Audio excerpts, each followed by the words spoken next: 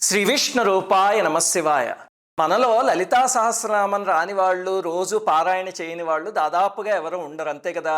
కానీ లలితా సహస్రనామం చదివే వాళ్ళకి ఎప్పుడో ఒక సమస్య వస్తూ ఉంటుంది. ఏమిటంటే చదువుతున్నప్పుడు మనస్సు దానిపైన నిలవదు. అలా నిలవాలంటే, ధ్యానస్థం అవ్వాలి అంటే ఏమి చేయాలి అంటే 1 నుంచి 34 వరకు ఉన్న శ్లోకాలు ధ్యానయోగ్యమైనవి. వాటి అర్థాలు తెలుసుకుంటే మీరు అవి నెమ్మదిగా చదువుతూ భావిస్తూ ఉంటే కనుక మనస్సు ధ్యానస్థం అవుతుంది. ఆ తర్వాత వచ్చే అబ్స్ట్రాక్ట్ నామాలప్పుడు అమ్మవారి పైన నిలుస్తుంది. ఆ శ్లోకాల్లో కూడా 24 నుంచి 34 వరకు ఉన్న శ్లోకాలు ఉంటాయి. వాటిని భండాసుర వధ అనే లీలగా పిలుస్తారు. అద్భుతంగా ఉంటుంది అసలు. అది కానీ భావిస్తూ చదవగలిగితే మనస్సు వెంటనే కనెక్ట్ అవుతుంది. మన లోపల కూడా చాలా మార్పులు కనిపిస్తాయి. ఈరోజు వీడియోలో అసలు లలితమ్మ వారు ఎలా ఆవిర్భవించారో, భండాసుర వధ ఎలా జరిగింది అనేది చెప్పుకుందాం. ఒక శుక్రవారం నాడు అది వినగలిగితే ఎంత అదృష్టం. కాకపోతే లలితా సహస్రనామంలో 10 శ్లోకాలు మాత్రమే ఉన్నాయి, క్లుప్తంగా చెప్పారు. బ్రహ్మాండ పురాణంలో లలితోపాఖ్యానము అని ఉంది, అక్కడ విస్తారంగా చెప్పారు. అందుకని మీకు ఆ మొత్తం లీల చెప్తా ఇప్పుడు. అలాగే మా అడ్మిన్ టీంలో ఆర్టిస్టులు ఉన్నారు కదా, వాళ్ళు కూడా ఏమిటంటే ఎంతో కష్టపడి దీనికి బొమ్మలు గీస్తున్నారు. అవి చూడగానే మీ మనస్సు ధ్యానస్థం అయ్యేలాగా.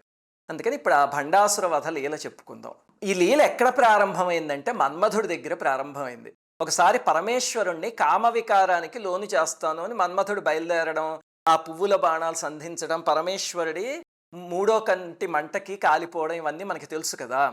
ఆ సంఘటన జరిగాక మన్మధుడు బూడిదైపోయి అక్కడ బూడిద పడుంది. పరమేశ్వరుడు ప్రమథగణాలు వెళ్ళిపోయారు. అలాగనే పార్వతీదేవి హిమవంతుడు కూడా వెళ్ళిపోయారు.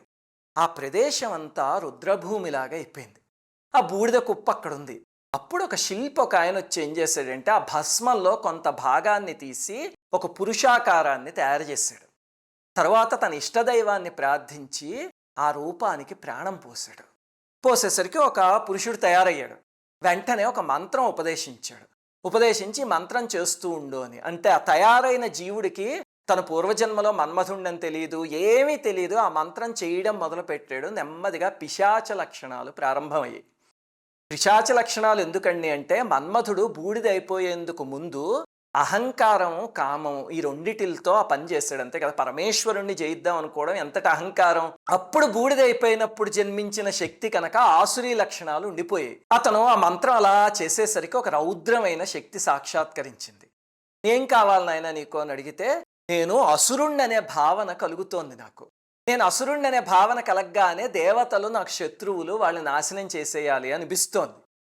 అందువల్ల నాకు దీర్ఘాయువు కావాలి అని అడిగితే, అప్పుడు ఆ శక్తి సరే నాయనా నీకు దీర్ఘమైన ఆయువు ఇస్తున్నాను అని చెప్పి ఆశీర్వదించి వెళ్ళిపోయింది. వెంటనే బ్రహ్మగారు భండ అన్నారు. భండ అంటే తప్పుడు కోరిక కోరాడు అని. అక్కడి నుంచి అతనికి భండాసురుడు అనే పేరు వచ్చింది. ఆ రకంగా పుట్టాడు భండాసురుడు అసలు మన్మధుడి బూడిదలోంచి. సరే, కొంచెం బూడిదతో వీడిని తయారు చేశారు. ఇంకా కొంచెం బూడిద మిగిలిపోయింది కదా, ఆ బూడిదని మళ్ళీ 2 పురుషుల కింద తయారు చేసుకున్నాడు. వాళ్లే విశుక్రుడు, విషంగుడు. అంటే ఒక ఆసురీ శక్తి తయారైతే అది మిగతా ఆసురీ శక్తులన్నిటిని ఎలా పోగేస్తుంది అనడానికి ఇది ఉదాహరణ. అప్పుడు సృష్టిలో ఉన్న రాక్షస గణము, శుక్రాచార్యుడు వాళ్ళందరూ ఇక్కడికి వచ్చి చేరిపోయారు. అప్పటిదాకా వాళ్ళు ఎవరైనా రాక్షస నాయకుడు దొరుకుతాడేమో అని చూస్తున్నారు. ఇదిగో భండాసురుడు దొరికేసరికి మొత్తం అందరూ వచ్చి చేరిపోయారు. అప్పుడు శుక్రాచార్యుడు ఏం చేశాడంటే, నాయన నీకు ముందు ఒక పెద్ద రాజధాని కావాలి, అందుకని శూన్యకము అని ఒక నగరాన్ని సృష్టిద్దాము అని మయుణ్ణి పిలిపించి మయుడి చేత ఒక బ్రహ్మాండమైన నగరాన్ని, అభేద్యమైన నగరాన్ని సృష్టింపజేశాడు. ఆ తరువాత 8 మంది ముఖ్యమైన అనుచరుల్ని తయారు చేశాడు, విశుక్రుడు, విషంగుడు కాకుండా. దాంతో వీళ్ళు వెళ్ళి స్వర్గంలో ఇంద్రుణ్ణి వాళ్ళందరినీ తన్నేసి ముప్పు తిప్పలు పెట్టి ముల్లోకాల్ని స్వాధీనం చేసేసుకున్నారు. ఇప్పటిదాకా దాదాపు ప్రతి రాక్షసుడు చేసే పని కదా, అదే జరిగింది. కాకపోతే ఈసారి శుక్రాచార్యుడు భండాసురుడితో కూర్చుని, అయినా మనం ఇంకొక పని చేద్దాం. ఏమిటంటే గతంలో దేవతల్ని ఇలా మనం చాలాసార్లు ఓడించాం రాక్షస జాతి, కానీ ఏదో ఒక రకంగా వాళ్ళు మళ్ళీ గెలిచేశారు భగవంతుడి సహాయంతో. గెలిచాక సుఖాలను అనుభవిస్తున్నారు, సంసారాలు చేసుకుంటున్నారు, అన్నీ చేసుకుంటున్నారు. వాళ్ళ సుఖభోగాలకి మాత్రం ఏ రకమైన ఆటంకం కలగట్లే. అందుకని దేవజాతిని బాధించాలంటే వాళ్ళని సుఖభోగ రహితుల్ని చెయ్యాలి, వాళ్ళల్లో అసలు సుఖించాలి, మేము జీవించాలి అనే ఆ జిజ్ఞాసనే పోగొట్టేసి నిస్తేజంగా చేసేయాలి అన్నాడు. అంటే ఏం చేయాలి స్వామి అంటే, ఏమీ లేదు, పురుషులందరిలో పురుషత్వాన్ని తీసేద్దాం, ఆ సుఖానుభవ శక్తి పోతుంది. నపుంసకుల్ని చేసేద్దాం, స్త్రీలందరిలో రసక్షయం చేసేద్దాం, ఇంకా వాళ్ళ కోరిక కలగకుండా. ఆ రకంగా ముల్లోకాల్లో సృష్టి స్తంభించిపోతుంది. ఇప్పుడు భూమి మీద ఉన్న వాళ్ళు వీళ్ళందరూ కూడా వృద్ధులైపోయి కొంతకాలానికి చనిపోతారు, ఇంకా పుట్టుకుండదు. రాక్షస జాతికి మాత్రం ఇది పడకుండా, ఇంపాక్ట్ పడకుండా చూసుకుంటే రాక్షస జాతి పెరుగుతూ ఉంటుంది. అలా చేద్దాము అన్నాడు. చూడండి, ఇది ఇప్పటిదాకా విశ్వంలో ఏ రాక్షసుడు చేయని పని. అంటే సృష్టినే చాలా తెలివిగా ఆపేస్తున్నారు. భండాసురుడు చాలా సంతోషించి వెంటనే పైలోకాలకి వెళ్ళి అక్కడ ఈ పని చేసేసరికి దేవతలందరూ నపుంసకులైపోయారు. అక్కడ దేవతా స్త్రీలందరిలో సౌందర్యం లేకుండా పోయింది, కాంతి లేకుండా పోయింది, అందరూ శుష్కించిపోయారు. అలాగే అసలు ఎవరికైనా సుఖించాలి అనే ఇచ్చే పోయింది, అసలు మనస్సులోంచి పూర్తిగా ఎండిపోయినట్టుగా అయిపోయారు. అదే పని భూమి మీద విశుక్రుడు చేశాడు, మిగతా లోకాల్లో విషంగుడు చేశాడు. చివరికి భూమి మీద ఎలా తయారైందంటే చెట్లలోనూ జంతువుల్లోనూ కూడా కామవాంఛ అనేది పోయింది. కోయిలలు కుయడం మానేసే, చెట్లు పుష్పించడం మానేసే, తుమ్మెదల ఝంకారాలు మానేసే, జగత్తు మొత్తం నీరసం వచ్చేసి పురుషుల్లో శుక్రము, స్త్రీలలో శోణితము అన్నీ పోయి స్నేహాలు లేవు, చిరునవ్వులు లేవు, నాట్యాలు లేవు, యవ్వనం లేదు, పురుషులకి మీసాలు లేవు, స్త్రీలకి ఋతుక్రమం లేదు. అలాగా సృష్టి మొత్తం ఒక్కసారిగా స్తంభించిపోయింది. కానీ ఎవరికి వాళ్ళు మామూలుగానే తిరుగుతున్నారు, సృష్టి ఇంకా జరగట్లేదు. రాక్షసులకి మాత్రం సుఖభోగాలు ఇవన్నీ జరుగుతున్నాయి. ఇది ఒక పెద్ద స్ట్రాటజీ, అసలు ఎవ్వరు చేయని స్ట్రాటజీ, ఏ రాక్షసుడు వేయని పన్నాగం. అప్పుడు దేవతలందరూ వెళ్ళి త్రిమూర్తుల్ని వేడుకున్నారు. వేడుకుంటే త్రిమూర్తులు చెప్పారు, నాయన సృష్టి స్థితి లయలు మేము చేయగలం, వీడు చేసిన స్ట్రాటజీ అంతకన్నా చాలా పెద్దది, అందుకని మేము ఇప్పుడు ఏమీ చెయ్యలేము. అంటే మరి ఎలాగా అంటే అప్పుడు మహావిష్ణువు చెప్పారు, బ్రహ్మాండాలకు అవతల మణిద్వీపము అని ఉంది, అక్కడ అమ్మవారు మహాశంభుడు ఉన్నారు, వాళ్ళ దగ్గరికి వెళ్ళి మనం వేడుకుంటే ఈ సమస్య నుంచి మనకి బయటకు పడేస్తారు అంటే అప్పుడు అందరూ కలిసి బయలుదేరారు. మరి బ్రహ్మాండాన్ని దాటి అవతలకు ఎలా వెళ్ళాలి, అందుకని ఆ అండాన్ని పగలగొట్టుకుని దానికి ఒక రంధ్రం చేసి అందులోంచి బయటికి వెళ్ళారు. వెళ్ళి మణిద్వీపానికి వెళ్ళి అక్కడ ఉన్న పరశంభుణ్ణి అమ్మవారిని స్తుతించారు. స్తుతిస్తే వాళ్ళకి అదే అర్థమయ్యి, మీ కష్టం ఏమిటో మాకు తెలిసింది, దీన్ని కామప్రళయము అని పిలుస్తారు. ఇప్పటిదాకా సృష్టిలో ఈ రకమైన ప్రళయం మాత్రం ఏ రాక్షసుడు తీసుకురాలే. దీన్ని పోగొట్టాలి అంటే ఒక యజ్ఞం చెయ్యాలి. ఎలాంటి యజ్ఞము అంటే అది కూడా సృష్టిలో ఇప్పటిదాకా ఎవ్వరూ చేయని యజ్ఞాన్ని చేయాలి, లలితాత్మకమైన యజ్ఞం చేయాలి అని చెప్పారు. ఏమిటి స్వామి ఆ యజ్ఞం అంటే, ఇప్పుడు మీ అగ్ని ఉన్నాడు, సామాన్యంగా అగ్నితో చేస్తారు యజ్ఞం ఏదైనా, కానీ ఇప్పుడు మీ అగ్నికి లలితాదేవికి ఆహుతుల్నిచ్చేంత శక్తి లేదు, అందుకని నేను ఒక శివాగ్నిని సృష్టిస్తాను, మీ అందరి శక్తుల్ని ఆహుతులుగా వేయండి అని చెప్పి వాళ్ళకి అమ్మవారి యొక్క షోడశి మంత్రాన్ని ఇచ్చారు. మనం పంచదశి షోడశి చేస్తూ ఉంటాం కదా, అవేవో మామూలు మంత్రాలు అనుకుంటాం కాదు, దేవతలు కూడా చేసి ఇటువంటి మహత్కార్యాల్ని సాధించిన మంత్రాలు అవి. అప్పుడు వీళ్ళందరూ ఒక రహస్య ప్రదేశంలో ఒక కుండాన్ని తయారు చేసి ఆ మంత్రాన్ని జపించడం ప్రారంభించారు. కానీ ఈ విషయం భండాసురుడికి తెలిసిందనుకోండి, ఏమవుతుంది, వెంటనే ఆపేస్తాడు అంతే కదా వచ్చి. దాంతో మహావిష్ణువు ఏం చేశారంటే అసురమోహిని అని ఒక మహామాయని సృష్టించారు. ఆ మహామాయ వెళ్ళి కొంతమంది మోహినుల్ని సృష్టించి వాళ్ళందరూ భండాసురుణ్ణి, భండాసురుడి అనుచరుల్ని, వాళ్ళ సైనికుల్ని అందరినీ వశం చేసుకుని ఆ మాయలో తిప్పడం మొదలుపెట్టి, ఈ లోపల పెద్ద హోమగుండం ఉంది కదా, అందులో పరశంభుడు జ్ఞానాగ్నిని రగులుకొల్పారు. మామూలు అగ్ని పనికిరాదు. అప్పుడు దేవతలందరూ ఏం చేశారంటే వాళ్ళ శక్తుల్నే తీసుకొచ్చి అందులో ఆహుతుల కింద ఇచ్చేసారంటే వాళ్ళనే ఆహుతుల కింద ఇచ్చుకున్నారు.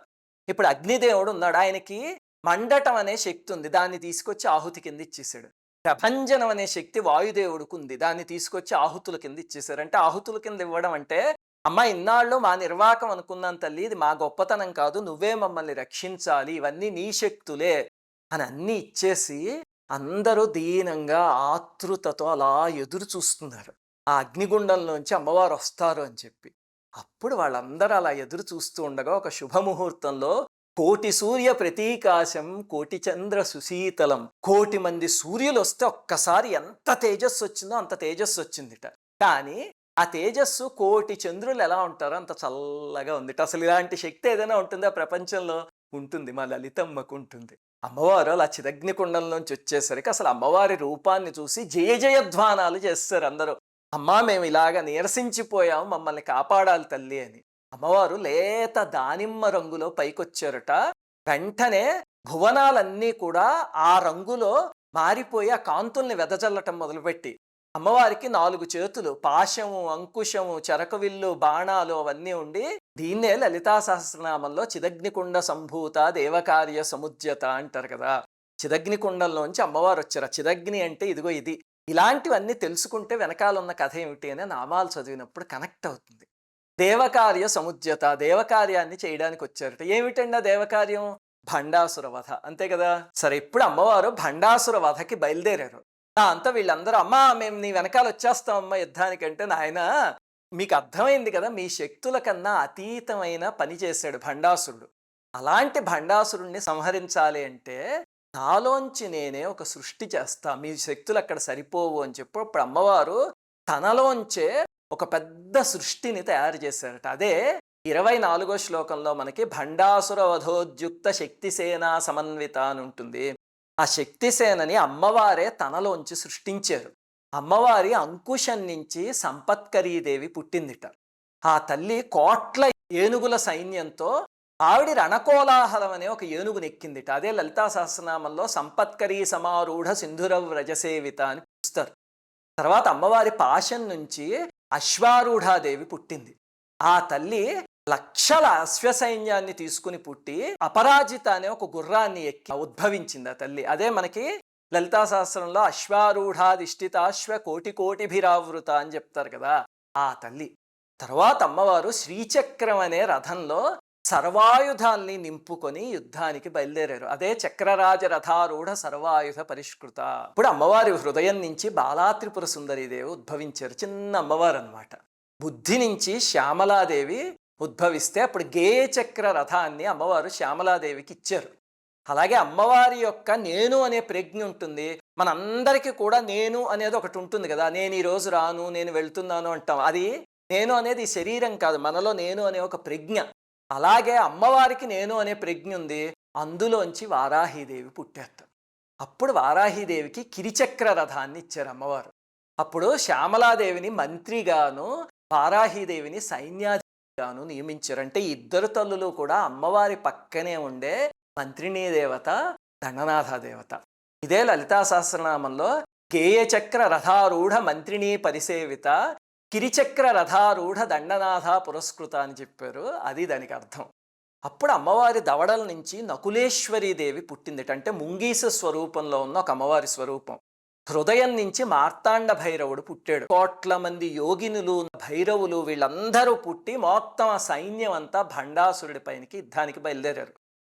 ఇది జరిగే వరకు భండాసురుడు ఇంకా మోహంలోనో మత్తులోనే ఉంది. అప్పుడు ఏం చేశారు, ఆ అసురమోహిని ఉంది కదా, ఆ మహామాయ ఇంకా భండాసురుడిని వదిలేసి బయటకు వచ్చేసింది. రాగానే వెంటనే వాడికి ఇదేమిటి అపశకునాలు కలుగుతున్నాయి, ఏమిటి అర్థం కావట్లేదని వెంటనే గూఢచారుల్ని వాళ్ళని పిలిచి ఏమిటి అపశకునాలు వస్తున్నాయి అంటే, ఏమిటేమిటి రాజా, అమ్మవారు సర్వసైన్యాలతో వచ్చేసి మన పొలిమేరల్లో ఉన్నారు అని చెప్పారు. దాంతో వాడికి ఉక్రోషం వచ్చేసి, నన్ను జయించటానికి ఒక స్త్రీ వస్తుందా, సర్వసైన్యాన్ని సిద్ధం చేయండి, కోటపైకెక్కి క్షిపణికల్ని ప్రయోగించండి అని చెప్పాడంటే, ఈ కాలంలో మనం మిజైల్స్, బాంబ్స్ అంటాం, అలాంటివి ఎప్పుడో కృతయుగం సమయంలో జరిగిన ఈ కథలో కూడా ఉన్నాయి. అలాంటివి ప్రయోగించండి. అలాగనే మీరు వెళ్ళి ఆ లలితని, వారాహిని, శ్యామలాదేవిని జుట్టు పుచ్చుకుని ఈడ్చుకురండి అని చెప్పి రాక్షసుల్ని పంపించాడు. అప్పుడు మొట్టమొదటి రోజు యుద్ధం ప్రారంభమైంది. ఈ యుద్ధం 4 రోజులు జరిగింది. 4 రోజులు అంటే మనలాంటి డే అండ్ నైట్స్ కాదు, దైవమానంలో 4 రోజులు అంటే అవి చాలా పెద్ద రోజులు. కానీ మనం 4 రోజులు అనే లెక్కలో చెప్పుకుందాం.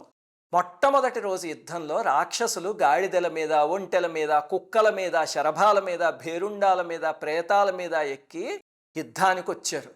ఈ యుద్ధం మొత్తం ఒక స్ట్రాటజీస్ కింద నడిచిందనమాట.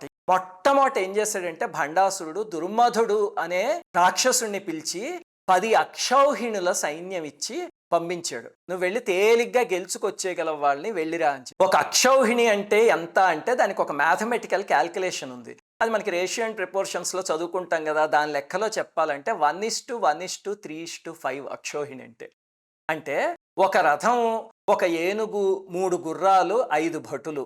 ఈ రేషియోలో 21,870 రథాలు, అన్నే ఏనుగులు, 65,610 గుర్రాలు, 1,09,350 భటులు. ఇంతుంటే ఒక అక్షౌహిణి అంటారు. ఇందులో మళ్ళీ ఏనుగుల్ని, గుర్రాల్ని, రథాల్ని నడపడానికి కొంతమంది జనం ఉంటారు కదా! అవన్నీ కలిపితే ఒక అక్షౌహిణి సైన్యం. అలాంటిది 10 అక్షౌహిణులంటే కొన్ని లక్షల మంది తీసుకునొచ్చాడు. వచ్చి లలితమ్మ వారి మీదకి యుద్ధానికొచ్చేసరికి సంపత్కరీదేవి ఉన్నారు కదా! ఆ తల్లి ఆపేసి తన గజబలం ఉంది కదా! ఆ గజబలంతో వాడిని ఎదిరించి యుద్ధం చేసి సంహరించేశారు. ఈ యుద్ధాలన్నీ కూడా బ్రహ్మాండ పురాణంలో విస్తారంగా వర్ణించారు. కానీ అవన్నీ చెప్తే ఒక 3 గంటల వీడియో అవుతుంది కాబట్టి నేను క్లుప్తంగా అసలు వాళ్ళ స్ట్రాటజీస్ ఎలా ఉన్నాయి అనేది చెప్తా. ఇటువంటి యుద్ధాన్ని అసలు మనం ప్రపంచంలో విని ఉండం ఎప్పుడు. అంత విచిత్రమైన యుద్ధం ఇది. అయితే సంపత్కరీదేవి ఆ సైన్యాన్ని మొత్తాన్ని నాశనం చేసేసేసరికి రాక్షసులు మిగిలిన వాళ్ళు పారిపోయి భండాసురుడికి విన్నవించుకున్నారు. ఆశ్చర్యపోయాడు. అదేమిటి, నన్ను జయించే వాళ్ళు ఈ విశ్వంలో ఉన్నారా, ఈవిడెవరు జయించడానికి అని వెంటనే కురుండు అనే రాక్షసుడిని పిలిచి వాడికి 20 అక్షౌహిణుల సైన్యాన్ని ఇచ్చి పంపించాడు. అశ్వారూఢాదేవి ఉన్నారు కదా, ఆవిడ ఆపేసి తన అశ్వ సైన్యంతో ఆపి ఆ సైన్యాన్ని మొత్తం మట్టుబెట్టించి అంకుశంతో ఒక పోటు పొడిచి వాడిని చంపేశారు. ఆ తరువాత థర్డ్ స్ట్రాటజీ ఏం చేశాడంటే 5 సైన్యాధిపతుల్ని పిలిచాడు. పిలిచి, అమ్మో ఈ సామాన్యంగా గెలవలేకపోతున్నాం వీళ్ళని, ఇప్పటికే ఎన్నో అక్షౌహిణుల సైన్యం అయింది, మీరు అలా కాదు మహాసైన్యంతో వెళ్ళి 100 అక్షౌహిణులు తీసుకువెళ్ళండి, వెళ్ళి మీ మాయాశక్తి ఉపయోగించి వాళ్ళందరినీ సంహరించి రండి అని చెప్పాడు. వాళ్ళు ఏం చేశారు, 100 అక్షౌహిణుల సైన్యాన్ని తీసుకువెళ్ళి సర్పిణి అని ఒక మాయాశక్తిని సృష్టించారు. వాళ్ళు రాక్షసులు కదా, చాలా స్ట్రాటజిక్గా చేశారు. ఆ సర్పిణి వల్ల ఏమైంది, లక్షలాది పాములు సృష్టింపబడ్డాయి ఆ సర్పిణి నోట్లోంచి. ఆ పాములన్నీ వచ్చి అమ్మవారి సేనల్ని కాటు వేస్తున్నాయి. వీళ్ళు మళ్ళీ నరికేస్తే ఆ పాముల్ని మళ్ళీ అందులోంచి పాములు పుట్టుకొస్తున్నాయి. అప్పుడు ఈ శక్తిని ఎలా ఎదిరిస్తారు మరి? మీకు ఇందాక చెప్పాను, అమ్మవారి దవడల్లోంచి ఎవరు పుట్టారు, నకులీదేవి. వెంటనే ఆ తల్లి యుద్ధానికి వచ్చారు. ఆ తల్లి ముంగీస స్వరూపంలో యుద్ధానికి వచ్చి గరుడ వాహనం మీద కూర్చుని యుద్ధానికి వచ్చారు. ఆవిడ నోట్లోంచి లక్షలాది ముంగీసలు పుట్టుకొచ్చి అప్పుడు నకులీశ్వరిను సర్పిణి వీళ్ళిద్దరూ యుద్ధం చేస్తే భయంకరమైన యుద్ధం జరిగింది ఇద్దరికి. చివరికి నకులీదేవి గరుడాస్త్రాన్ని ప్రయోగించేసరికి ఆ సర్పిణి శక్తి నాశనం అయిపోయింది. కానీ అప్పటికే ఆ సర్పిణి బోళ్ళంతమంది సర్పాల్ని సృష్టించింది కదా. తల్లి ఒక అస్త్రాన్ని వేసేసరికి అందులోంచి వజ్రాల్లాంటి గోళ్ళున్న కోట్లాది ముంగీసలు వచ్చి ఆ పాములన్నిటిని నాశనం చేసేసి ఆ రాక్షసులందరినీ కొరికి చంపేసాయి. అప్పుడు అమ్మవారు పట్టిసం అనే ఆయుధంతో ఆ సైన్యాధిపతులందరినీ చంపేశారు. ఈ రకంగా భండాసురుడు వేసిన 3వ స్ట్రాటజీ కూడా నిర్వీర్యం అయిపోయింది. అప్పుడు భండాసురుడు ఇప్పటిదాకా చాలా తేలిగ్గా తీసుకున్నాను, అలా కాదు చాలా గెలవాల్సిన విషయం అని చెప్పి 4th స్ట్రాటజీ కింద ఏం చేశాడంటే వరాహకుడు అని ఒక పెద్ద రాక్షసుణ్ణి, తన దగ్గర సైన్యాధిపతులు ఉన్నారు కదా వాళ్ళల్లో 7 సైన్యాన్ని పంపించాడు. వాళ్ళు బాగా మంత్రశక్తి ఉన్న రాక్షసులు. వాళ్ళు ఏం చేశారంటే ఒకసారి సూర్యుడికి తపస్సు చేసి ఒక వరాన్ని పొందారు.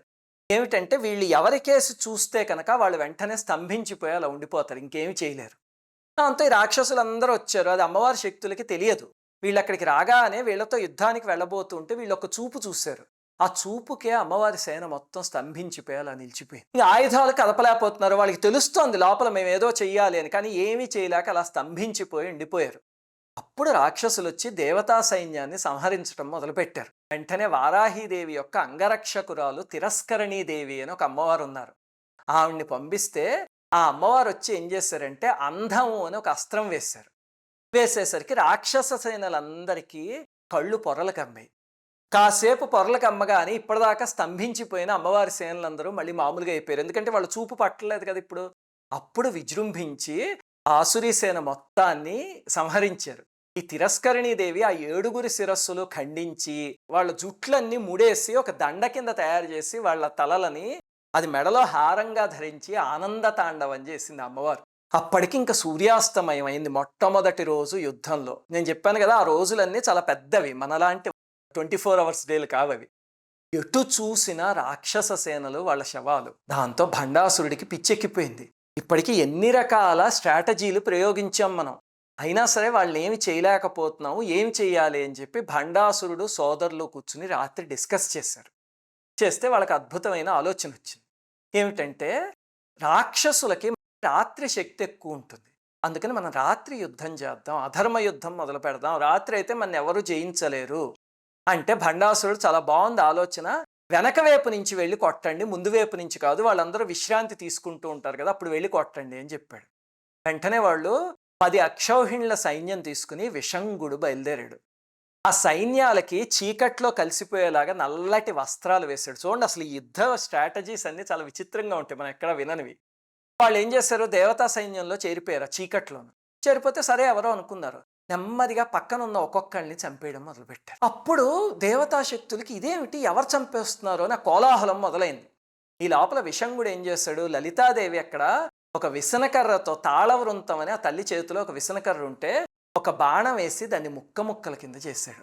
అప్పుడు అమ్మవారికి అర్థమైంది, ఓహో వీళ్ళు వచ్చారు రాక్షసులు, మళ్ళీను రాత్రి యుద్ధం చేస్తున్నారు అని. ఇటువంటి సమస్య మనకు వచ్చింది అనుకోండి, చుట్టూ చీకటి కనిపించట్లేదు, ఏదో ఒక పని చేయాలి, ఒక పెద్ద గ్రౌండ్ ఉంది, ఏం చేస్తాం? ఈ కాలం టెక్నాలజీ అయితే ఫ్లడ్ లైట్స్ పెట్టుకుంటాం, అంతే కదా.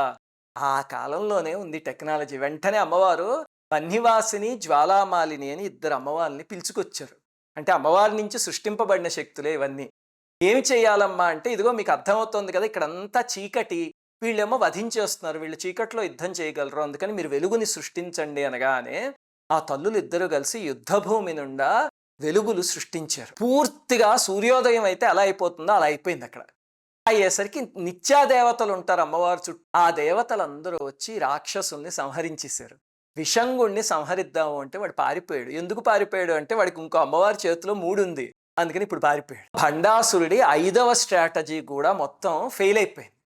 అప్పుడు వారాహి, శ్యామలాదేవి వీళ్ళిద్దరూ ఆ జ్వాలామాలిని అనే దేవతని పిలిచి, ఈ ప్రమాదం మనకి ఎప్పటికైనా ఉంది, ఈరోజే కాదు, అందుకని మీరు ఏం చేస్తారంటే మన సైన్యం చుట్టూ 3 యోజనాల ఎత్తైన అగ్ని ప్రాకారాన్ని సృష్టించండి. అంటే ఎత్తు 3 యోజనాలంటే ఎన్నో కిలోమీటర్లు సృష్టించి, ఆ ప్రాకారంలోకి రాక్షసుడు ఎవ్వడు లోపలికి అడుగు పెట్టకుండా కాపలా కాయండి, మన వాళ్ళు బయటికి వెళ్ళొచ్చు తప్ప వాళ్ళ వాళ్ళు లోపలికి రాకూడదు అని చెప్పి నియమించారు. వెంటనే జ్వాలామాలిని దేవి ఒక అగ్ని ప్రాకారాన్ని సృష్టించింది. ఇదే మనకి లలితా సహస్రనామంలో ఏ నామం చెప్తుంది, జ్వాలామాలినికా క్షిప్త వన్హి ప్రాకార మధ్యగా అని, అంతేనా? అంటే చూడండి, లలితా సహస్రనామంలో మనకి అక్కడక్కడ రాసిన వాటి మధ్యలో ఇంత కథ జరిగింది. అదంతా లలితా సహస్రనామంలో రాయలే. నేను మీకు ఎందుకు చెప్తున్నాను అంటే, రేపు పొద్దున ఈ నామం చదువుతూ ఉంటే నెమ్మదిగా వెంటనే కళ్ళు మూసుకుని, ఓహో విషంగుడు ఇలా వచ్చాడు, రాత్రి యుద్ధం చేశాడు, ఆ లీలంతా తలుచుకున్నారనుకోండి, మనస్సు ధ్యానస్థం అయిపోతుంది. రెండవది ఏమిటి అంటే, ఈ భండాసుర వధంతా పైకి ఇలా కనిపిస్తుంది, రాక్షసుల్ని చంపినట్టు. రెండవ అర్థం చూస్తే మన లోపల కూడా ఇటువంటి రాక్షసులు ఉంటారు ప్రతి వాళ్ళలో, అదే కలి ప్రభావం. ఇది రోజు మననం చేసుకుని చేస్తూ ఉంటే కనుక ఆ రాక్షసుల్ని కూడా సంహరిస్తారు అమ్మవారు. అది ఇప్పుడు 2వ రోజు యుద్ధం ప్రారంభమైంది. 1వ రోజు యుద్ధమే చూశారు కదా ఎలా ఉందోను. అయితే అమ్మవారు భండ సైన్య వధోద్యుక్త శక్తి విక్రమహర్షిత నిత్యా పరాక్రమాటోప నిరీక్షణ సముత్సుక. ఇందాక నిత్యాదేవతలు వెళ్ళి వాళ్ళందరినీ సంహరించారు కదా, దాంతో అమ్మవారు చాలా ఉత్సాహంగా ఉన్నారు. అప్పుడు 2వ రోజు యుద్ధం ప్రారంభమైంది. భండాసురుడికి మాత్రం పిచ్చెక్కిపోయింది. ఎన్ని రకాల యుద్ధ రీతులు ప్రయోగించినా సరే ఏమీ చేయలేకపోతున్నాం, ఇంకెలా కాదు అని చెప్పి భండాసురుడికి 30 మంది కుమారులు ఉన్నారు. వాళ్ళని విశ్వంలో ఎవ్వరూ ఏమీ చేయలేరు, వాళ్ళకి సరితూగే వీరులు అసలు ఎవ్వరు లేరు, అందుకని వాళ్ళని పంపించి మీరు శ్యామలాదేవిని, వారాహిదేవిని, లలితాదేవిని ఈడ్చుకురండి అని పంపించాడు దుర్మార్గుడు. ఇది వాడు ప్రయోగించిన 6వ యుద్ధ స్ట్రాటజీ అనమాట. వెంటనే వాళ్ళు బయలుదేరారు 30 మంది. వాళ్ళు ఈసారి చిన్నా చితకా సైన్యం కాదు, 200 అక్షౌహిణుల సైన్యాన్ని తీసుకు బయలుదేరారు. ఇందాక చెప్పాను కదా అక్షౌహిణి అంటే ఎంతో, 200 అక్షౌహిణులు అంటే ఆలోచించండి. అప్పుడు వచ్చేసరికి లలితమ్మ యుద్ధానికి వెళ్ళబోతుంటే ఈ లోపల బాలా త్రిపుర సుందరీదేవి వచ్చింది. వచ్చి, అమ్మ భండాసురుడు వస్తే నువ్వు వెళ్ళొచ్చు, భండ పుత్రులు వచ్చారు, వాళ్ళకి నువ్వెందుకమ్మా, నన్ను పంపించు చాలు అని. అప్పుడు బాలా త్రిపుర సుందరీదేవి వయస్సు 9 సంవత్సరాల పిల్ల అని వర్ణించారు. నువ్వు 9 సంవత్సరాల దానవి, అలాగే ఆయుధ విద్య కూడా కొత్తగా నేర్చుకుంటున్నావు తల్లి, నువ్వు ఎలా వెళ్తావో అంతటి భయంకరమైన రాక్షసులతో యుద్ధానికి అంటే అమ్మవారు, నీ ఆశీర్వచనం ఉంటే నేను చేయలేనిది ఏముందమ్మా అని బాలా త్రిపుర సుందరీదేవి బయలుదేరారు. అప్పుడు లలితాదేవి ఆవిడని కౌగిలించుకుని అమ్మవారిని ఆశీర్వదించి విజయం సాధించుకుని తిరిగి పంపిస్తే, హంసలు మోసే రథాన్ని ఎక్కి బాలా త్రిపుర సుందరీదేవి యుద్ధానికి వచ్చారు. వచ్చి వాళ్ళందరితో భయంకరమైన యుద్ధం చేస్తే అక్కడ 200 అక్షౌహిణుల సైన్యం ఇంకా తెమలటలేదు. అప్పుడు నారాయణాస్త్రాన్ని ప్రయోగిస్తే మొత్తం అంత సైన్యాన్ని ఆ అస్త్రం ఒక్కటి భస్మీపటలం చేసేసిందిట. అప్పుడు మిగిలింది 30 మంది భండపుత్రులు. హంసల వాహనం మీద వెళ్ళి వాళ్ళ 30 మంది శిరస్సులు ఖండించి అమ్మవారు తిరిగి వచ్చేసరికి లలితమ్మ చూసి, ఆహా! నా 9 ఏళ్ల వయస్సున్న కూతురు ఎంత అద్భుతమైన యుద్ధం చేసింది అని పొంగిపోయారట. అది లలితా సహస్రనామంలో ఏ నామం? భండపుత్ర వధోద్యుక్త బాలా విక్రమనందిత. అమ్మవారు ఆనందపడిపోయారట భండపుత్రుల్ని బాలా త్రిపుర సుందరీదేవి వధిస్తే. ఇప్పుడు ఆరో స్ట్రాటజీ కూడా ఫెయిల్ అయిపోయింది. ఆ రోజు యుద్ధం కూడా పూర్తయిపోయింది. సూర్యాస్తమయం అయిపోయింది. ఇంక అందరూ చనిపోయారు. అప్పుడు వీళ్ళు రాత్రి ఇంకొక స్ట్రాటజీ వేశారు. ఈ భండాసురుడు తన అనుచరుల్ని పిలిచి మీరు ఈ పని చేసి రండి అని ఒక ఆలోచన చెప్పాడు. వాడేం చేశాడు? ఆ విశుక్రుడు వెళ్ళి ఒక పెద్ద బండ మీద ఒక యంత్రాన్ని గీశాడు. గీసి దానికి మేకలని వాటిల్ని బలిచ్చి అందులోకి కొన్ని ఆసురీ శక్తులని ఆవహింపజేసి దాన్ని లోపల పెడదాం అనుకున్నాడు. వీళ్ళ ప్రాకారంలో లోపలికి వెళ్ళలేకపోయాడు. వెంటనే ఆకాశంలోకి వెళ్ళి ఆ ప్రాకారంలో ఎక్కడో ఒక మూల విసిరేసి వచ్చేసాడు. ఏమిటది అంటే విఘ్నయంత్రం. శ్యామలాదేవి వారాహిదేవి వెళ్ళి తర్వాత రోజు మూడవ రోజు ఏం యుద్ధం చెయ్యాలి అని సైన్యానికి చెప్పడం, దిశానిర్దేశం చేయడం మొదలు పెడితే వాళ్ళందరూ అమ్మా ఎందుకమ్మా యుద్ధం, ఏం చేస్తాం, రాక్షసుల్ని ఏం దెబ్బతీస్తాం, వదిలేమ్మా, పడుకోవాలమ్మా, ఇలాగా ఒక రకమైన బద్ధకానికి నిస్తేజానికి లోనయ్యారు. అమ్మవార్లకు అర్థం కాలే. అప్పుడు వచ్చి లలితమ్మవారికి చెప్పారు. చెప్పేసరికి ఓహో అయితే వీళ్ళు ఏదో ఒక దుర్మార్గమైన పని చేశారు ఇప్పుడు అని చెప్పి లలితమ్మవారు ఒక్కసారి కామేశ్వరుడికేసి చూశారట, పరమేశ్వరుడికేసి. చూడగానే వాళ్ళిద్దరి చూపుల్లోంచి గణపతి పుట్టుకొచ్చాడు. అదే మనకి లలితా సహస్రనామంలో కామేశ్వర ముఖాలోక కల్పిత శ్రీ గణేశ్వర మహాగణేశ నిర్భిన్న విఘ్నయంత్ర ప్రహర్షిత అని ఉంటుంది. గణపతి పుట్టుకొచ్చి వెంటనే ఒకసారి ఆ ప్రాకారం మొత్తం చూసేట. చూసేసరికి ఆ యంత్రం ఎక్కడుందో ఆయనకి తెలిసిపోయింది. ఆయన దగ్గర పెద్ద రేడార్ ఉంది. వెంటనే ఆయన కనిపెట్టేసి ఆ యంత్రం దగ్గరికి వెళ్ళి దాన్ని ఒక్కటి కొట్టేసరికి ముక్కలైపోయిందిట. అది అవ్వగానే వెంటనే అమ్మవారి సేనలన్నీ అదేమిటమ్మా ఇంకా యుద్ధానికి బయలుదేరలేదు, మనం ఏం చేయాలి చెప్పండి అని చెప్పి ఉత్సాహంతో తయారైపోయారట. అది గణపతి చేసే మేలు. అప్పుడు భండాసురుడి 7వ స్ట్రాటజీ కూడా ఫెయిల్ అయ్యేసరికి ఇంకా 3వ రోజు యుద్ధానికి వచ్చారు. ఈసారి విశుక్రుడు విషంగుడు ఇద్దరు కలిసి వచ్చారు. ఎందుకంటే భండాసురుడికి ఇంకా మిగిలిన శక్తులు వాళ్ళిద్దరే. వాళ్ళు మామూలు సైన్యం కాదు, 400 అక్షౌహిణ్ల సేనతో వచ్చారట. అమ్మవారి దగ్గర 100 అక్షౌహిణ్ల సేన మాత్రమే ఉంది. దాంతో విశుక్రుడు ఏం చేశాడంటే తృష్ణాస్త్రాన్ని ప్రయోగించాడు. తృష్ణ అంటే దాహం. దాంతో ఏమైంది, ఆ అస్త్రాన్ని ప్రయోగించేసరికి పాపం వీళ్ళందరూ అమ్మవారి సేనంతా దాహంతో ఎండదెబ్బ కొట్టినట్టుగా అయిపోయారు. మనం సన్స్ట్రోక్ అంటాం, అలా అయిపోయి నిర్వీర్యం అయిపోతే అప్పుడు రాక్షసులు వాళ్ళని చిత్తక్కొట్టేసి వాళ్ళ చేతులు కాళ్ళు అవన్నీ విరగ్గొట్టేసి గాయాలు చేసేసి వాళ్ళని పాపం వాళ్ళు లేవలేని స్థితిలో ఉండగా వాళ్ళందరినీ వధించేయడం మొదలుపెట్టి ఇప్పుడు వారాహిదేవి సురాసముద్రుణ్ణి పిలిచారు. పిలిచి ఆయన నువ్వు సురధారల్ని కురిపించు వీళ్ళందరి మీద, ఎందుకంటే వీళ్ళందరూ ఆ దాహంతో తృష్ణతో అలమటించిపోతున్నారు, ఇది మామూలు మంచినీళ్ళు తాగితే తీరేది కాదు అంటే అప్పుడు సురాసముద్రుడు ఆకాశంలోంచి ఏనుగులు తొండాలు ఎంతుంటాయో అంతంత ధారలతో సురని కురిపించేట. అది తాగగానే వీళ్ళకి ఉత్సాహం వచ్చేసింది. అది చూసి ఆసురీ సైన్యం కూడా ఇదేదో బాగానే ఉంది తాగుదాము అనుకుంటే అమ్మవారు తన బాణాలతో చుట్టూ ఒక ప్రాకారంలాగా నిర్మించి ఆ అసురులు అక్కడికి రాకుండా కేవలం దైవ సైన్యానికి మాత్రమే అది దొరికేలా చేశారట. అప్పుడు వాళ్ళందరూ అది తాగితే విరిగిపోయిన వాళ్ళ ఎముకలు అతుక్కుపోయాయి. అలాగనే వాళ్ళ గాయాలన్నీ పోయి మళ్ళీ పూర్తి శక్తితో తయారయ్యారట. అప్పుడు వారాహి అమ్మవారు సంతోషించి సురతో నీకు ఒక వరం ఇస్తున్నాను, దేవకార్యానికి సహాయం చేస్తావు కదా, అందుకని ఇక్కడి నుంచి యజ్ఞాలలో నువ్వు ఉపయోగింపబడతావు. సురని తాగిన దేవతలు ఋషులు బలాన్ని పొందుతారు, దత్తాత్రేయుడు పరశురాముడు ఇలాంటి సాధకులు కూడా నిన్ను ఉపయోగిస్తారు అని చెప్పారట అమ్మవారు. గుర్తుపెట్టుకోండి, ఇక్కడే అందరూ దేవతలు మద్యం తాగారు కదండి, మనం తాగితే తప్పేమిటి ఇలా అనే వితండవాదులు కొంతమంది ఉన్నారు. ఆ దేవతలు తాగిన సుర మన లెక్కరో ఒకటి కాదు, అది దివ్యమైన పదార్థం. ఎముకలు విరిగిపోయినవి అతుక్కున్నాయి, గాయాలన్నీ పోయాయి అంటే అర్థమవుతోంది కదా, ఈ మామూలుది తాగితే ఉన్న ఎముకలు విరుగుతాయి, కింద ఎక్కడో పడ్డాడంటే, అంతే కదా. అందుకని ఆ సురనీను ఈ భూమి మీద ఉన్నదాన్ని పోల్చకూడదు. వేద పురాణ భాషల్లో పదాలకి అర్థాలు వేరే ఉంటాయి, అవి ఆ భాషలో తెలుసుకుంటేనే అర్థమవుతాయి తప్ప అక్కడున్న రిలేషన్స్కి అక్కడున్న పదార్థాలకి మన పదార్థాలతో సంబంధం పెట్టకూడదు, మన ఊళ్ళో ఉన్న వాటిని పోల్చకూడదు. ఇప్పుడు దేవసైన్యం అంతా వెళ్ళి విశుక్రుడి సైన్యాన్ని నాశనం చేయడం మొదలుపెట్టింది. అప్పుడు శ్యామలాదేవి వెళ్ళి విశుక్రుడితో యుద్ధం చేసి వాడి ఆయుధాలని, విల్లుని, రథాన్ని, ధ్వజాన్ని అన్నిటిని ముక్కల కింద చేసి సారథిని చంపేసి ఆఖరికి బ్రహ్మశిరోనామకాస్త్రం వేసేసరికి విశుక్రుడు చనిపోయాడు. అంటే విశుక్రుణ్ణి చంపాలి అంటే బ్రహ్మాస్త్రం లాంటిది వెయ్యాల్సి వచ్చింది, అది కూడా శ్యామలాదేవి. అంటే వాడెంత పవర్ఫుల్లో ఆలోచించండి. ఇదే మనకి లలితా సహస్రనామంలో మంత్రిణ్యంబా విరచిత విశుక్రవధతోషిత. తరువాత విషంగుడికి వారాహీదేవికి ప్రచండమైన యుద్ధం జరిగింది. అసలు అది వర్ణిస్తే అదొక పెద్ద కథ. వాడు గదతో అమ్మవారి మీదకి వచ్చేసరికి అమ్మవారు ముసలంతో యుద్ధం చేశారు. ఆ యుద్ధం అర్ధరాత్రి వరకు సాగింది. వారాహి శక్తి ఎప్పుడో అర్ధరాత్రి అయ్యేసరికి పూర్తిగా యాక్టివేట్ అయిపోతుంది. దాంతో ఇంకా అర్ధరాత్రి సమయం వచ్చేసరికి అమ్మవారు తన ముసలంతో వాడి నెత్తి మీద ఒక్కటి వేసి బాధేసరికి వాడు చనిపోయాడు. అదే లలితా సహస్రనామంలో విషంగ ప్రాణహరణ వారాహి వీర్యనందిత అని. ఇక్కడే మీకు ఒక సందేహం వస్తుంది, ఇదేమిటండి మేము ఇన్నాళ్ళు చదువుకున్న లలితా సహస్రనామ పాఠంలో ఇది ఆపోజిట్గా ఉంది అని. అది పుస్తకాల్లో పొరపాటు పడి ఇంకా అలాగే సంవత్సరాల తరబడి అది అలాగే ఉండిపోయింది. దాన్ని కరెక్ట్ చేసుకోవాలి. ఎందుకంటే బ్రహ్మాండ పురాణంలో లలితోపాఖ్యానంలో ఇదిగో విషంగుణ్ణి వారాహీదేవి వధించారు, విశుక్రుణ్ణి శ్యామలాదేవి వధించారు అని ఉంది.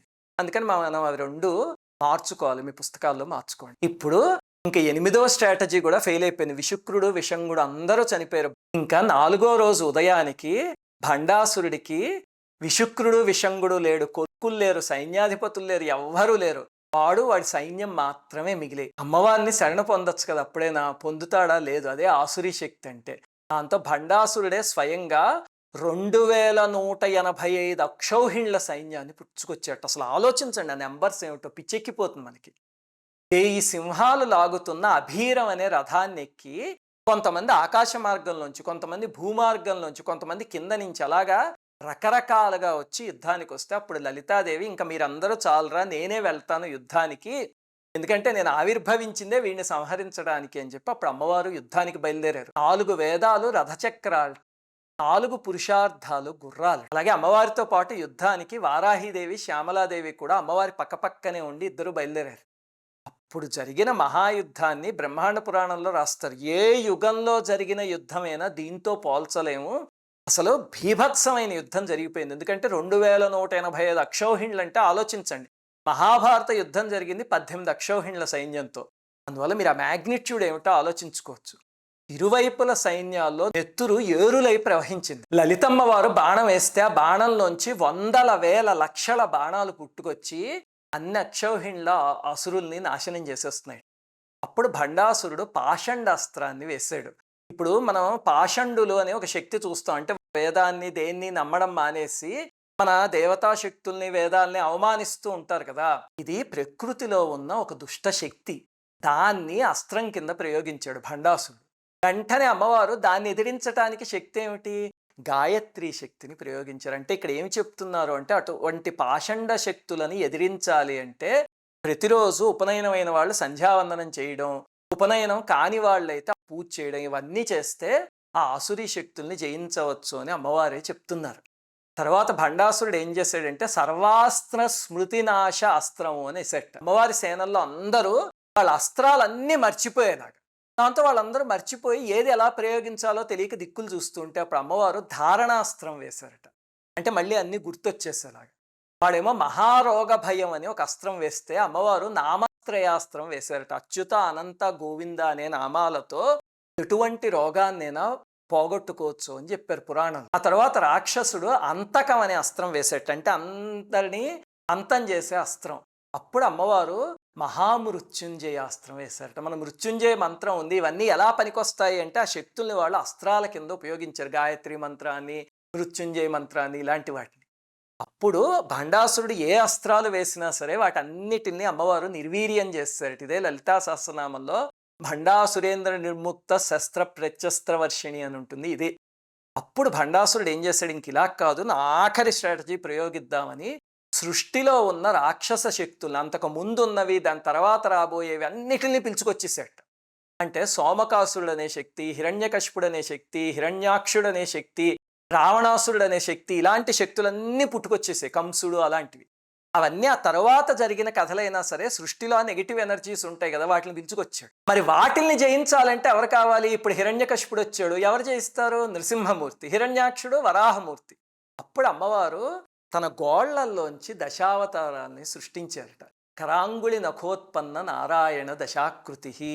విష్ణుమూర్తివి ఎన్నో అవతారాలు ఉన్నా సరే దశావతారాలు అనే పేరు ఇదిగో ఇక్కడి నుంచి వచ్చింది. 10 గోళ్లల్లోంచి 10 నారాయణాకృతులు వచ్చి మొత్తం ఆసురీ శక్తులన్నిటిని నిర్వీర్యం చేసేయి. అమ్మవారు మహాపాశుపతాస్త్రం తీసి ఆ సైన్యం మొత్తాన్ని నాశనం చేశారు.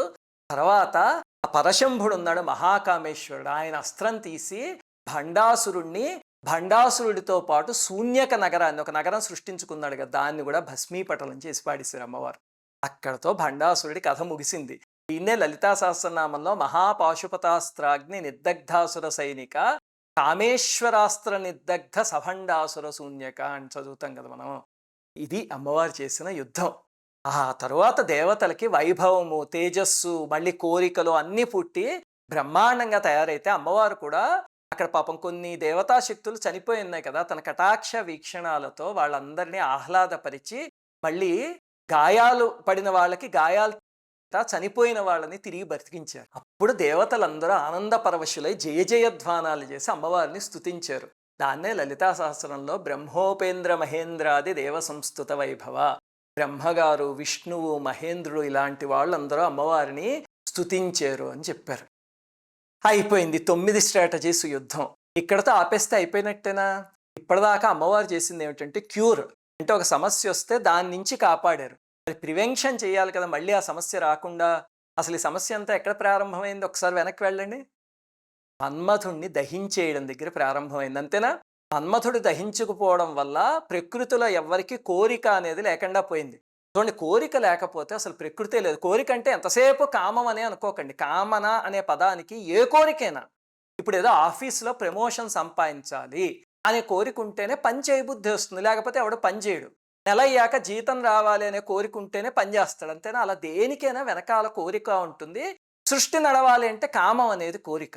అవన్నీ కూడా మన్మథుడు నాశనం అయిపోవడంతో పోయాయి కదా. అప్పుడు కాలి బూడిదైపోయిన మన్మథుడిని అమ్మవారు తిరిగి బ్రతికించారు. కానీ పరమేశ్వరుడు బూడిద చేస్తాడు కాబట్టి తిరిగి బ్రతికిస్తే అది పరమేశ్వరుణ్ణి ఎదిరించినట్టు. ఆ తల్లి ఎప్పుడు అలా చేయదు కదా, మహాపతివ్రత. అందుకని అమ్మవారు ఏం చేశారంటే మన్మథుడిని మళ్ళీ బతికించారు, కానీ శరీరం లేకుండా బ్రతికించి ప్రతి జీవిలోనూ, జంతువులోను, పక్షిలోను, మనిషిలోను, ఎవరిలో అయినా కామం అనే స్వరూపంలో బ్రతికించారు. ఆ స్వరూపంలో మన్మథుడు అందరిలోనూ బతికే ఉంటాడు. ఆ రకంగా ఇంకెప్పుడు సృష్టికి ఏ లోటు రాదు. ఇదే లలితా సహస్రనామంలో హరనేత్రాగ్ని సందగ్ధ కామ సంజీవనౌషధి అనే నామం. ఇప్పుడు అర్థమైంది కదా, భండాసుర వధోద్యుక్త శక్తిసేన సమన్విత దగ్గర నుంచి హరనేత్రాగ్ని సందగ్ధ కామ సంజీవనౌషధి వరకు ఈ 10 శ్లోకాల్ని ఇక్కడి నుంచి చదువుతూ ఉంటే మీరు నెమ్మదిగా చదవండి. ఈ ఒక్కొక్క రూపం, ఒక్కొక్క యుద్ధం అవన్నీ మీ మనస్సులో రాగలిగితే కనుక మనలో ఉన్న ఎన్నో ఆసురీ శక్తుల్ని కూడా అమ్మవారు సంహరిస్తారు. ఇది చేస్తూ చదవండి లలితా సహస్రనామం, అద్భుతమైన అనుభూతి పొందుతారు. అలాగనే దీనికి ముందు అమ్మవారి రూపవర్ణన ఉంది. నిజారుణ ప్రభా పూరమజ్జద్ బ్రహ్మాండ మండల దగ్గర నుంచి అవన్నీ కూడా కుదిరితే ఈసారి ఎప్పుడైనా అమ్మవారు అనుగ్రహిస్తే ఇంకొక వీడియోలో చెప్పుకుందాం. ఎందుకంటే ఇప్పుడు చక్కగా మంచి శుక్రవారాలు వస్తున్నాయి, ఏదో ఒక శుక్రవారం ఇది వింటారు కదా అని చెప్పి మొట్టమొదటి వీడియో చేస్తున్నాం. శ్రీమాత్రే నమః. జై లలితాంబిక. అందరికీ నమస్కారం. మన ఆధ్యాత్మిక వీడియోల్ని 3 ఛానల్స్గా విభజించాం. 3 ఛానల్స్కి సబ్స్క్రైబ్ చేసుకొని పక్కనే ఉన్న బెల్ ఐకాన్ని క్లిక్ చేయండి.